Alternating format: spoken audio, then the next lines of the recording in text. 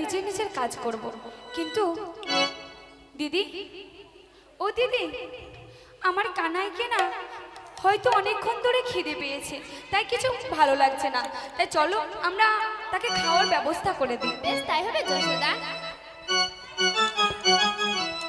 হরে কৃষ্ণ কৃষ্ণ কৃষ্ণ হরে হরে, হরে রাম হরে রাম রাম রাম হরে হরে, হরে কৃষ্ণ কৃষ্ণ কৃষ্ণ কৃষ্ণ হরে হরে।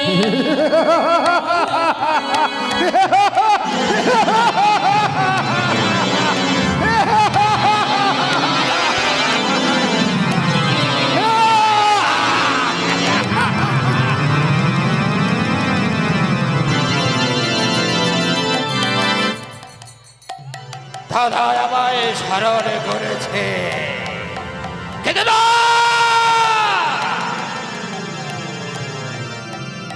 একের পর এক সবাই ধ্বংস হয়েছে ওই ওই কংসর জন্য। কিন্তু না, যাবরা যতই আমায় স্মরণ করো, ততই আমায় ডাকো, আমি করবতেই যাব না। ওই মথুরা অধিপতি কংস ততই আমায় স্মরণ করো, আমি যাব না।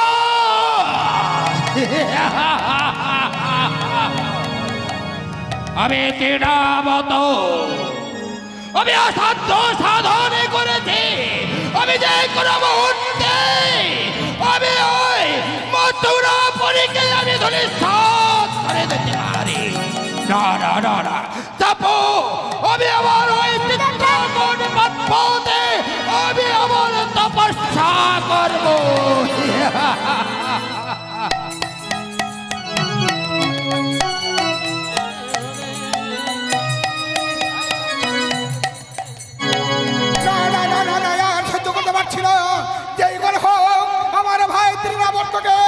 ডেকে নিয়ে আসতেই হবে।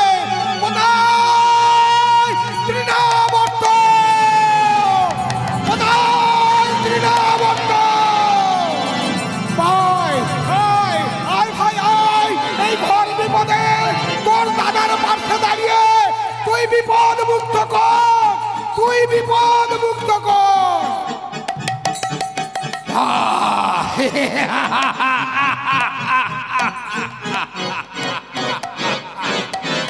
আমার মথুরা অধিপতি স্মরণ করেছে। যাব যাব সেই মথুরায়। মথুরা অধিপতি কেন ভর করে স্মরণ যাব আমি তোর নিকটে। রাম হয় দাদা, বলো কেন বারবার তৃণাবতকে স্মরণ করেছ? এমনকি বিপদে পড়ে আমার ধ্যান রাখো। ওরে ভাই তৃণাবত, আজ আমি ঘোর বিপদে পড়েছি, তাই তো তোমাকে আমি স্মরণ করেছি। তুমি দেখো তোমার মনপুত্রকে সেই বালক ধ্বংস করেছে। তুমি তুমি তাকে মুহূর্তের মধ্যে গিয়ে নন্দালয়ে তাকে মেরে ফেলে এসো। মথুরা অধিপতি কংস মহারাজ, তোমার জন্য আমার মন যে পুতনা প্রাণ থেকে শেষ হয়ে গেছে। এই প্রাণ থেকে শেষ হয়েছে বলে তোমার ওই মনের প্রতিশোধ নেওয়ার জন্য উল্কার বেগে ছুটে যেতে হবে সেই নন্দালয়ে।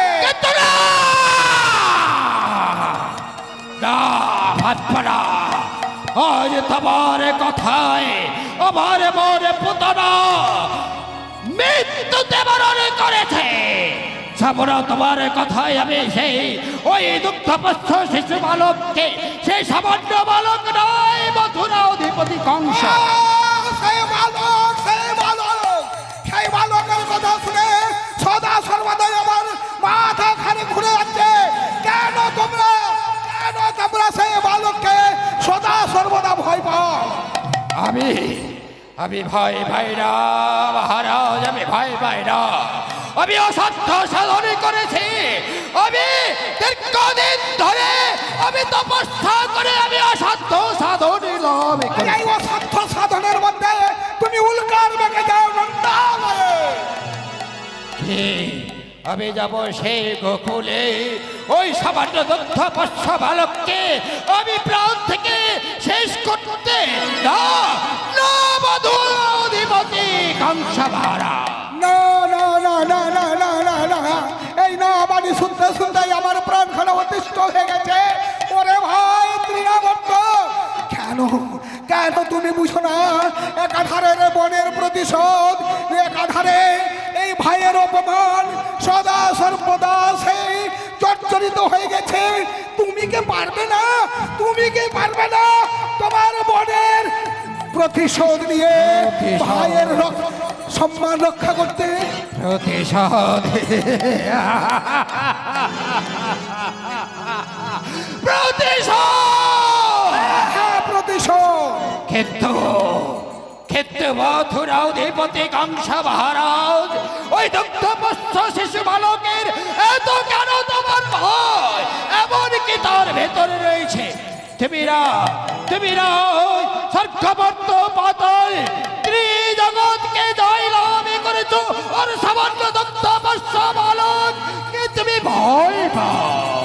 ঠিক বলেছো ভাই, আমি মুহূর্তের মধ্যে স্বর্গমর্ত পাতালে জয় করতে পারি, কিন্তু আমি যদি সরাসরি গোকুলে আক্রমণ করি তাহলে তাহলে দুনিয়াতে আমার বিরুদ্ধে সবাই খেপে যাবে। তাই তো আমি ছল করে তাকে মারতে চাইছি। যাও ভাই যাও।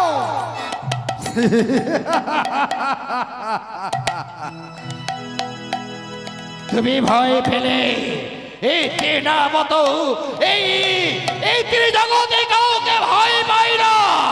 আরে এই ভয় না পাওয়ার জন্য তোমাকে স্মরণ করেছি ভাই। তাই আমাকে যেতে হবে সেই গোকুলে নগরে ধৈর্য, হ্যাঁ, সেখানে গিয়ে ওই দুগ্ধ পোষ্য বালককে এই জগৎ থেকে চিরতরের মতো মুছে দিতে হবে, যেন তোমার কোনো ভয় থাকে না। তাই তো তুমি ভাইয়ের পাশে উপযুক্ত কাজ করতে চেয়েছো। যাও ভাই যাও, তুমি মুহূর্তের মধ্যে উল্কার বেগে ছুটে যাও। তাই হবে মহারাজ, তাই হবে। মথুরা অধিপতি কংস মহারাজ ওজ তোমারই রাজ্যে বসবাস করে, তাই তো তোমার আজ্ঞায় আমি লঙ্ঘন করতে পারি না। আমায় আদেশ করো, আমি এই মুহূর্তে যাব সেই গোকুল নগরে। বেশ ভাই বেশ, এসো। যাওয়ার আগে তুমি আমার পক্ষে আলিঙ্গন করে দিয়ে আমার সেই জ্বালা জুড়িয়ে দিয়ে তুমি যাও গোকুলে গিয়ে সেই নবজাত শিশুকে হত্যা করে এসো।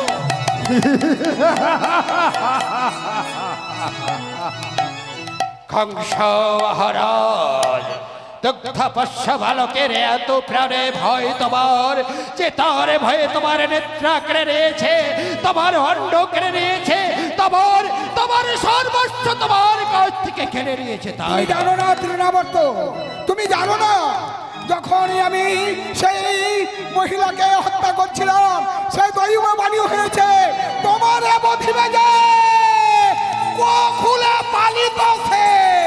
তাই তো আমি সদা সর্বদা চিন্তা করি। আর যখনই আমি তপস্যা করেছিলাম সেই তপস্যায় ব্রহ্মা নিজে বলেছিল দৈবকীর অষ্টম সন্তান তোমাকে বধ করতে পারে।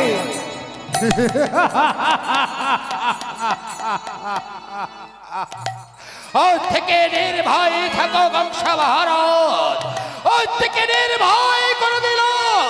এই মুহূর্তে যাওয়া উল্কার বেগে ছুটে সেই গোকুলে নগরে ওই নবজাতি শিশু সন্তানকে আমি আমার সেই বলে আকাশ পথে নিয়ে উড়ে যাব, তবেই তো তোমার ভয় শেষ হবে। বেশ, তুমি উল্কার বেগে আকাশ পথে উড়ে গিয়ে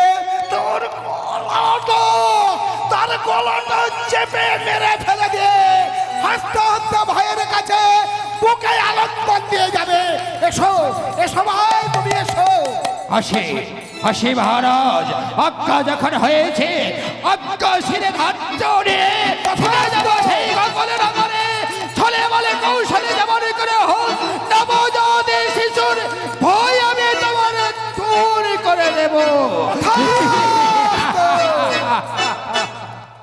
আমি আমার ভাইকে পাঠিয়েছি সেই নন্দালয়ে গিয়ে সেই মুহূর্তের মধ্যে তাকে মরণ দশা করে আসবে। আর সেই সময় আমি অট্ট হাসি আসবো আর আর দেবতারা খাওয়া দিবে।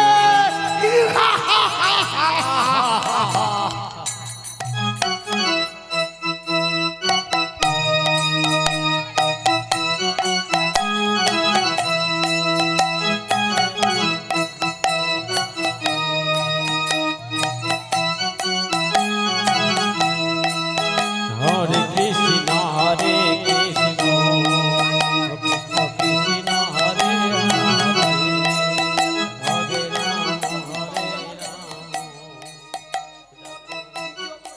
বাবা, তোর খুব খিদে পেয়েছে তাই না রে?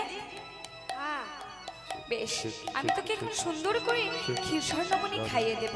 আয় আমার কোলে বস বাবা।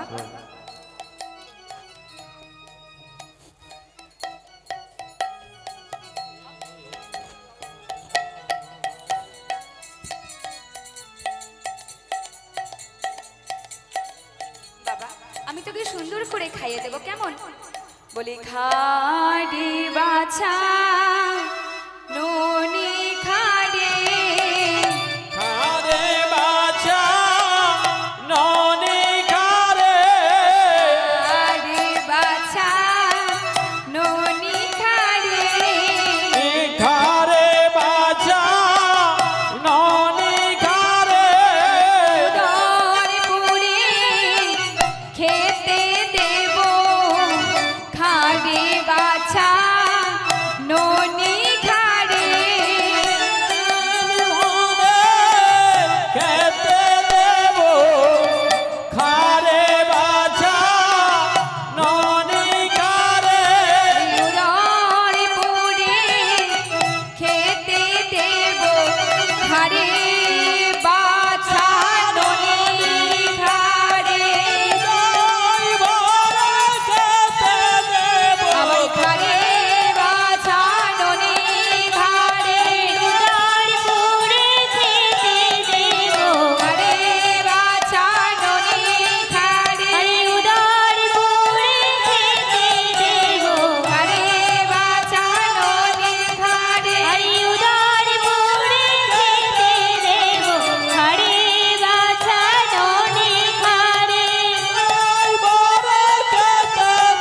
আরে খাড়ে বাছা ননি খাড়ে, আরে খাড়ে বাছা ননি খাড়ে, আরে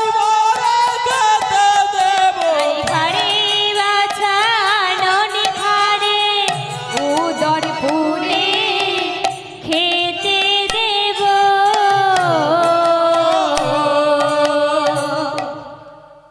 খেয়ে নে বাবা, আমি তোকে আর সুন্দর করে খাওয়াচ্ছি, তাই তো? একে দিদি, খাওয়া দাওয়ার পর কানাইয়ের ওজন যেন বেড়েই চলেছে, আমি যে তাকে কোলে সামলাতে পারছি না গো। ওহ যশোদা, তুমিও না পারছো। দেখো তো কানাই ঘুমিয়ে পড়েছে, আর ঘুমিয়ে পড়লে তো ওজন পারবেই যশোদা। সত্যি, আমিও সত্যিই পাগল হয়ে গেছি। ঘুমোলে তো মা ওজন বাড়ে, এটা তো স্বাভাবিক নিয়ম। তাই এখন কি করব বলো দেখি? যশোদা বলছে যে এই রৌদ্রের আলোতে কানাইকে পালঙ্ক বিছিয়ে ঘুমিয়ে দাও যশোদা। বেশ, আমি আমার কানাইকে তেল মালিশ করে এই রোদ্রের মধ্যে পালঙ্ক তৈরি করে তাকে ঘুমিয়ে দেব।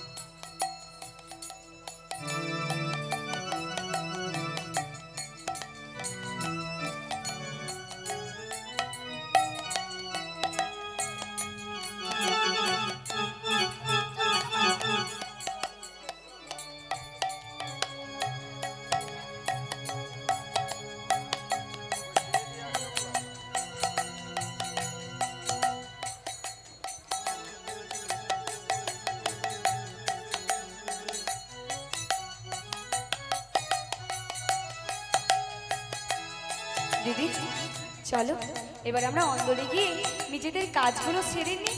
তুমি ঠিক বলেছো যশোদা, চলো।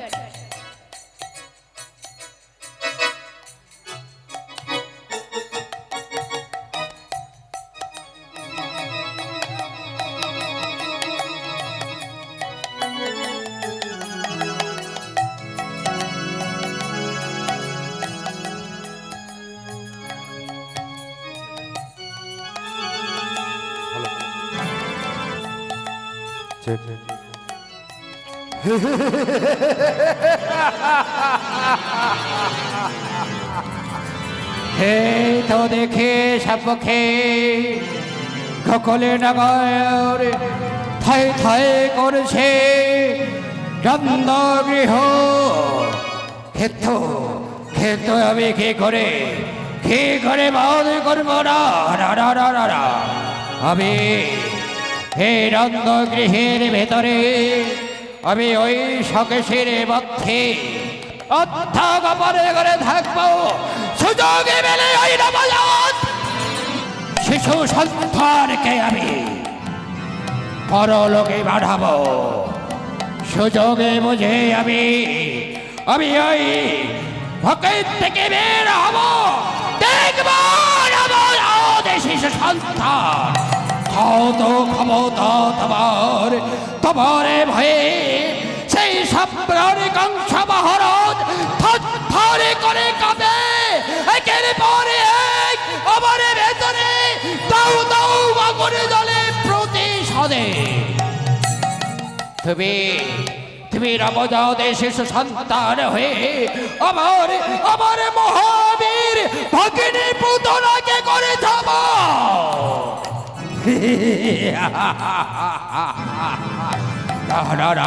আর বিলম্ব নয়, এই মুহূর্তে আমি এই সকেশের মধ্যে আমি আত্মগোপন করলাম। সুযোগে পেলে আমি তোমাকে পদে করব।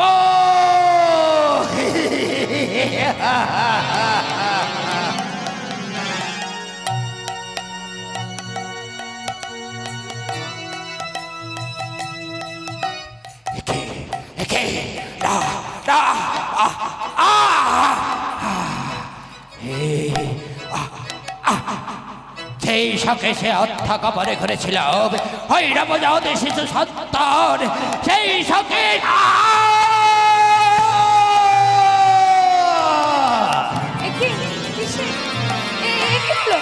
কিসের আওয়াজ হলো যেন?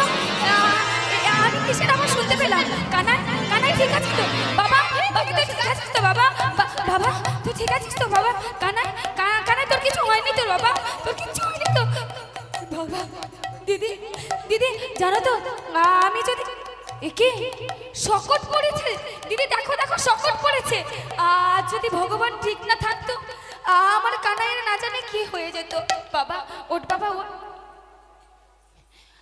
আর যদি ভগবান না থাকতো আমার ছেলেকে যদি না বাঁচাতো, না জানি এই সংকট পড়ে আমার ছেলের কি অবস্থা হতো। না না না, এভাবে আমি আর ভুল করব না। আমি একা একা আমার কানাইকে এভাবে শুইয়ে দিয়ে আমি কিছুতেই অন্য কোথাও চলে যাব না। চল বাবা চল, ভেতরে চল বাবা। ও বাবা কানাই, বাচ্চা চল ভাই, চল বাবা চল, আমার সাথে চল।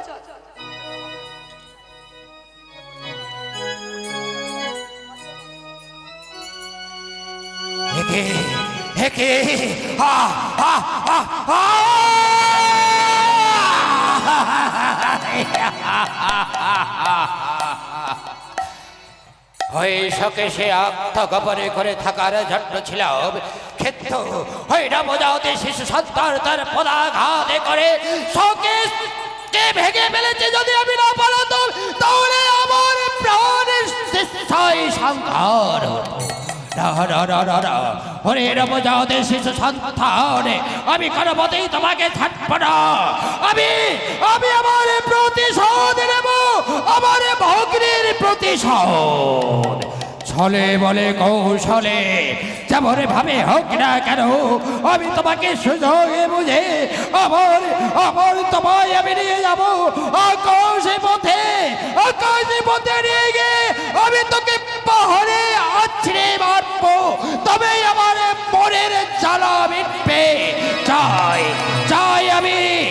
জয় জয়।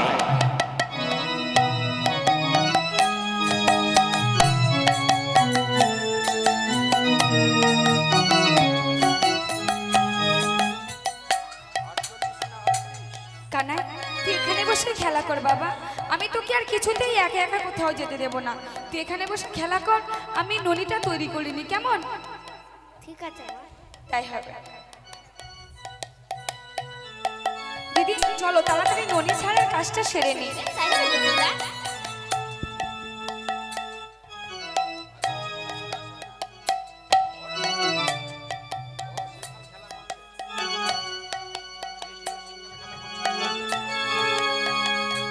দিদি তুমি একটু দাঁড়াও, আমি ননি তৈরি করার সামগ্রীটা ফেলে চলে এলাম, আমি এক্ষুনি নিয়ে আসছি, কেমন?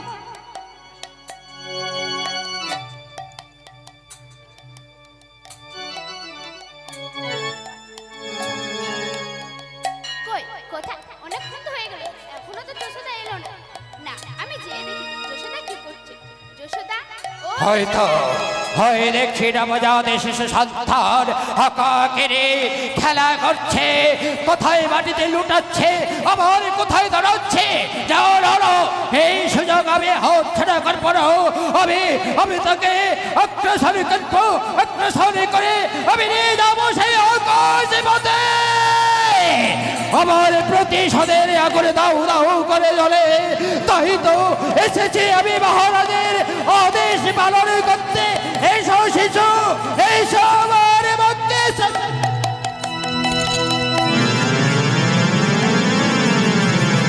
নিয়ে যাবো তোমাকে আমি আকাশ পথে নিয়ে যাবো। ওই পাহাড়ে তোকে হচ্ছে মারবো।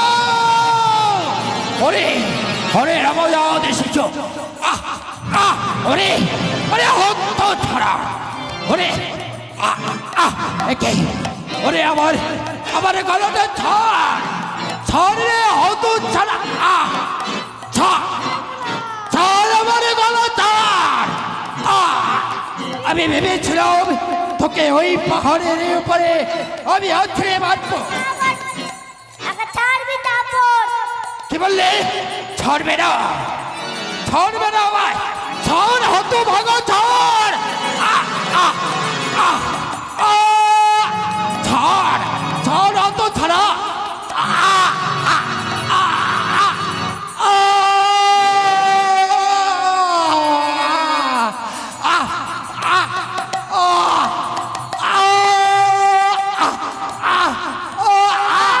কেন? কোথায় কোথায় কোথায় আমার কানাই? কেন দিদি, কেন কেন চারপাশটা এভাবে ঝড়ে অন্ধকার হয়ে গেল? কেন আমি কিছু দেখতে পাচ্ছি না? কেন আমি আমার কানাইকে খুঁজে পাচ্ছি না? কানাই, কানাই, কানাই, কানাই তুই কোথায় বাবা? কেন কেন চারপাশটা ঝড়ে অন্ধকার হয়ে গেল? কানাই, কানাই, কানাই, তুই ঠিক আছিস তো বাবা? তুই এখানে কি করে? না না না, এ তো কংসের জ্বর। না না বাবা, বাবা তোর কিছু হয়নি তো? ওই রাক্ষসটা তোকে কিছু করতে পারেনি তো বাবা? আমি তো মেরে বলি।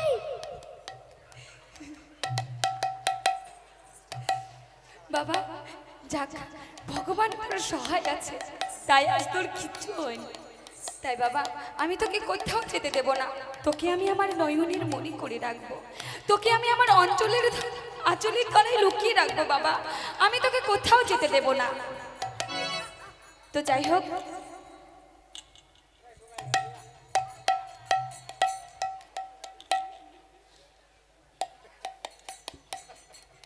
সকল ভঞ্জন পালা আমাদের এখানে সমাপ্ত হলো। আমার কাছে পালা ছিল না, দুঃখবাবুর কাছ থেকে সারা বলি বইটা